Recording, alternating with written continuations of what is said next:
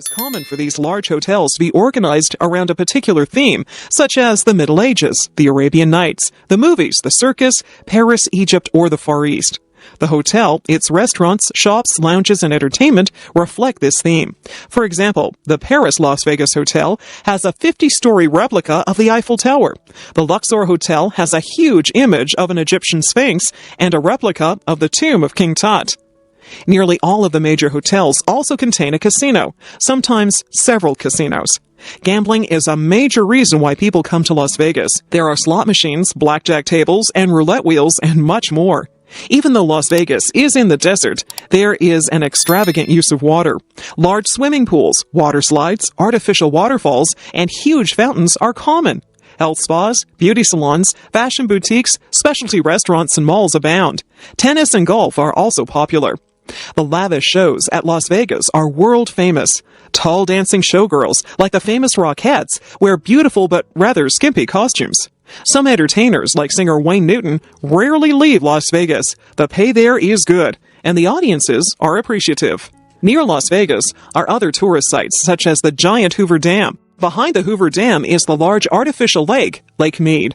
Further up the river is the Grand Canyon. All these things are a short trip from the city. Las Vegas is called the city that never sleeps. At nearly any time of the day or night, there are casinos and shows that are open. A monorail connects many of the leading hotels. Many people view Las Vegas as a total entertainment package. One word of caution: set yourself a limit on how much you will spend at the casinos. Gambling can be addictive. Laura Secord. Women have often played an important role in war. They have worked in munitions factories, made clothing and supplies, encouraged and entertained soldiers, nursed the wounded, and acted as spies. It is rare, however, for a woman to have played a key role in determining the course of a war. Many people believe that Laura Secord played such a role in the War of 1812. Laura Secord was born in the United States at the time of the American Revolution. Her father had fought in the U.S. Army against the British, but when land in the American states became scarce, the family moved to Ontario, Canada, and so back under British rule. Laura married into a pro-British family and adopted their political views. So when the War of 1812 broke out between Britain and America, her husband, James Secord, joined the Canadian militia to defend Ontario against the Americans. The American invasion of 1812 was defeated at Queenston Heights, and some of the wounded were brought to Laura's house in nearby Queenston. Laura went out to the battlefield where she found her husband James, who was severely wounded, and brought him home. In 1813, the U.S. invasion was more successful. Parts of Ontario close to the U.S. border were occupied by American troops. Local families were expected to provide room and board for U.S. officers. It was sometimes possible, therefore, for Canadians to overhear American officers discussing military strategy, either in their homes or in the local tavern. The situation in Ontario looked desperate. In the spring of 1813, the whole province seemed likely to fall into American hands. In June, Laura overheard talk of an American attack on the British outpost at Beaver Dams. Her husband was still suffering from war injuries, and she had to look after him and their children. Nevertheless, she resolved to go to warn the British commander. Possibly, Laura did not intend to walk the whole way herself. She hoped to be able to pass on the news to someone else along the way. First, she would have to make up a story to get past the American sentries. She left Queenston in early morning and walked 19 miles to the neighborhood of Beaver Dams by nightfall. She still had to cross a wide stream and climb up the Niagara Escarpment. There she came upon an encampment of Indians who were assisting the British. Their war cries in the moonlight terrified her, but she insisted on being taken to the British commander. Finally, one of the chiefs escorted her to British headquarters, and she was able to tell Fitzgibbon the American plan of attack. When the Americans arrived in the neighborhood of Beaver Dams, the Indians had prepared an ambush for them. A running fight ensued between the American force of 570 soldiers and 450 Indians supporting the British. At this point, Fitzgibbon arrived with 50 British regulars. Seeing the Americans disorganized and surrounded by the Indians, Fitzgibbon boldly demanded their surrender. by telling the American commander Botzler that he was facing huge British and Indian forces. Fitzgibbon induced the American leader to turn over his whole army to the British. Although only small armies were involved at Beaver Dams, the battle had great significance. Afterwards, the Americans stayed behind their walls for the rest of the year. The U.S. government recalled their commander-in-chief. British and Canadian morale increased, and Laura's home in Queenston was restored to British control. Laura Secord's story was little known until 1860. She was an old woman in her 80s when she was presented to the visiting Prince of Wales, later King Edward VII. He awarded a gift of money for her services. Her story then became famous. Today, her home in Queenston, Ontario, is an historical museum and a popular tourist attraction. Little House on the Prairie. Much of the history of North America is about how Europeans moved westward from the Atlantic coast towards the Pacific. The first settlements began around 1600, and it was a long time before the Europeans settled the interior. By the late 18th century, however, good farmland along the east coast was becoming scarce. As the population increased, people began thinking about all the native Indian lands further inland. Families were quite large in pioneer days, and the oldest son usually inherited the family farm. This meant that other sons and daughters would have to move away when their parents died. Often the sons would want to begin their own farm and start their own family. But if there was no farmland available, or if it was too expensive to buy, they were out of luck. One option was to move west, where land was free or very cheap. Sometimes the whole family might move if their old farm was no longer productive. Sometimes the old farm was on poor soil, or too much farming had exhausted the soil. Perhaps better land could be had further west.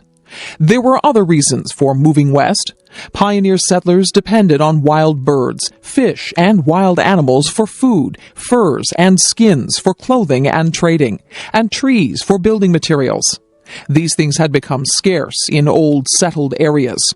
Out west, there were lots of animals to hunt for food, and animal skins could be traded for supplies. It seemed that it was easier to make a living on the frontier. Of course, there were some problems regarding moving west. Various American Indian tribes who might fight to defend their land occupied the land. Then the land needed to be cleared of trees and stumps before it could be planted. A log cabin and other buildings had to be built. A well had to be dug, or a spring of water found. Settlers might also suffer because there were no doctors or teachers or stores available. These things, though, often did follow closely behind the first settlers. A series of Little House books, written by Laura Ingalls Wilder, tells the story of her pioneer family. The Ingalls family moved many times while Laura was a little girl. She was born in Wisconsin in 1867. Her family moved next year to Missouri. Then they moved to Kansas in 1869. The Ingalls moved back to Wisconsin in 1871. They moved to Minnesota in 1874. Her family went to Iowa in 1876, then back to Minnesota in 1877. Finally, they moved to DeSmet, South Dakota in 1879, and there the family remained. All these moves were typical for a pioneer family, always on the lookout for better land and other opportunities. But all these moves involved very hard work, all of which seemed all lost when the family had to move again. For example, when Laura's parents moved to the Kansas Prairie in 1869, they had many hardships. The family put all their belongings in a covered wagon, which measured 4 feet by 10 feet. 2 horses pulled it, and the family dog followed along. Laura and her sister Mary were very little girls. The family and their wagon were nearly washed away trying to cross a small river. They traveled through wild, tall grass where there were no roads. Laura's father built a house on the open prairie with logs he had hauled from the creek bottoms. One of the nearby settlers helped him. They also built a log stable for the horses. That was a good thing, because the next night their little house was surrounded by a pack of 50 large wolves. They formed a large circle around the house and howled all night. One day, while Laura's father was away, 2 Indians visited the house. They wanted Laura's mother to feed them and stood silent while the food was cooking. The Indians wore only fresh skunk skins as clothing. After the Indians had eaten all the food, they left. The following spring, there was a large gathering of Indian tribes. Most of them wanted to fight the settlers. For many nights, the sounds of Indian drums frightened the settlers. One tribe opposed the plan, and finally the gathering broke up, and the Indians went away. Many other problems faced the Ingalls family. These included bad weather, prairie grass fires, and malaria. The worst part was having to leave their new homes. The government decided that Laura's family was living on Indian land and would have to move. So the covered wagon was packed again, and the family traveled north. Such experiences were not unusual for pioneers in the 19th century. Mutiny. Mutiny is a word that has brought fear to the most powerful empires in the world. Mutiny is when soldiers and sailors refuse to obey their commanders, often killing or imprisoning them. Mutiny can spread through whole armies and navies, throwing governments into crisis. No wonder that nations have always taken harsh measures to punish mutinous leaders.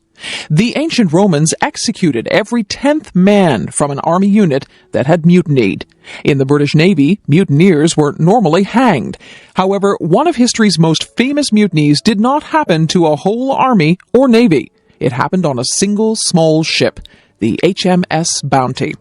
HMS Bounty set sail from England in December 1787. It was a small, cramped vessel, uncomfortable during a long voyage. Its goal was to sail to the South Pacific and bring back Tahitian breadfruit plants. The government hoped that breadfruit would provide a cheap food for black slaves in the British West Indies.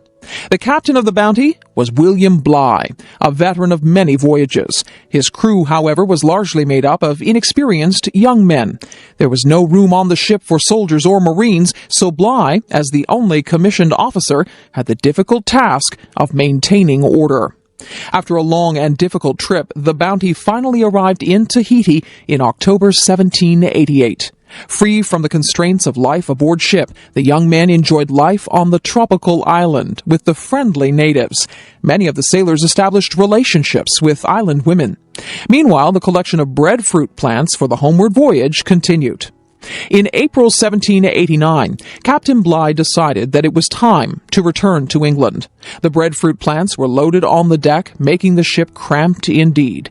The Bounty set sail and would no doubt have reached England again, except for the turmoil in the mind of one of its young officers. Fletcher Christian was 24 years old, of dark complexion, and from a good family. As the Bounty pulled further from Tahiti, Fletcher seemed to have decided that he didn't want to return to England. Tahiti had been an earthly paradise, and now long months of discomfort aboard ship awaited him. He was too far from Tahiti to return by himself. He would need the Bounty. On April 28, 1789, some of Fletcher Christian's friends seized control of the ship. Captain Bligh and 18 sailors who supported him were put in a small open boat with limited food and water.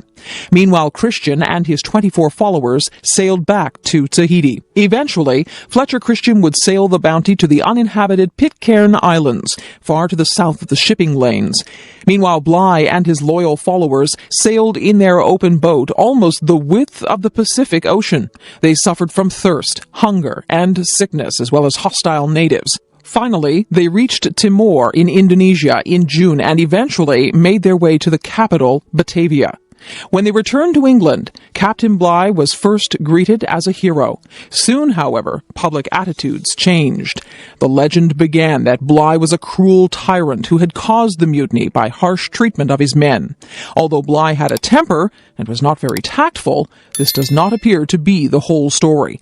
In fact, it is the controversy over who is to blame for the mutiny, Bligh or Christian, that has kept the story alive for more than 200 years.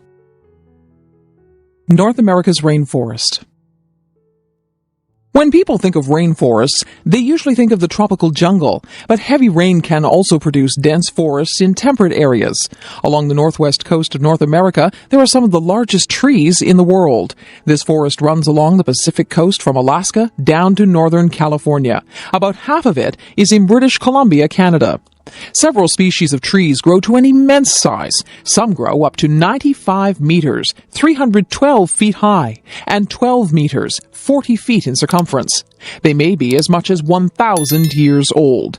Because the trees are so tall, the forest has various levels of growth. Small plants attach themselves to the tall trees and may form a kind of garden in the air.